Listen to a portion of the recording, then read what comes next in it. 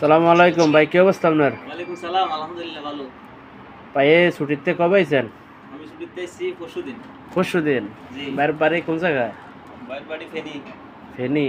কি হ্যাঁ। কাজ করেন আপনি? সৌদি আরব আগে কি কাজ করতেন? আমি আগে যেটা করছি এখন এটা করি। আমি মাদামে কাজ করি, হোটেলে, সুরমা হোটেল। মানে সুরমার কাজ করেন? জি। ও, এই আপনার সুরমার কেমন চাহিদা আছে ভাই? চাহিদা সৌদি আরব ভালো চাহিদা আছে।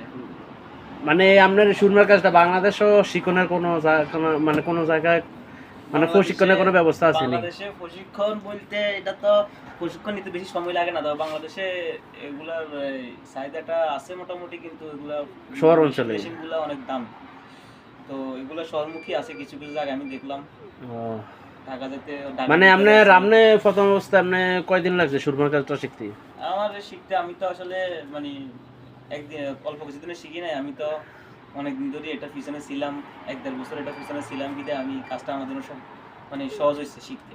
আচ্ছা ভাই, আপনি যদি মনে করেন আপনি তো নালাই দিলে শিখছেন, সৌদি আরব তো সারা বছর থাকতেন না, হুম। আপনি যদি বাংলাদেশও যান একটা কথা কথা 5 বছর পরে যদি আপনার যে স্থানীয় যে জায়গা আছে বা বাজার আছে হ্যাঁ ভিতরে যদি সুরমা দোকান চালু করেন চলবো নি আপনি কি? না না, ওইখানে সুরমা চলার সম্ভাবনাটা খুব কম। কারণ বাংলাদেশে আমি দেখলাম সুরমার পয়সা অনেক জ্যাদা, অনেক বেশি।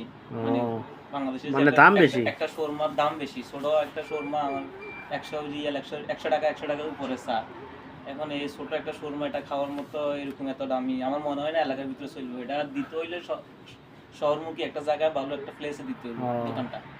ওকে ভাই, আপনার ধন্যবাদ ভাই, ওকে আসসালামু ভাই, সালাম আলাইকুম। আলাইকুম।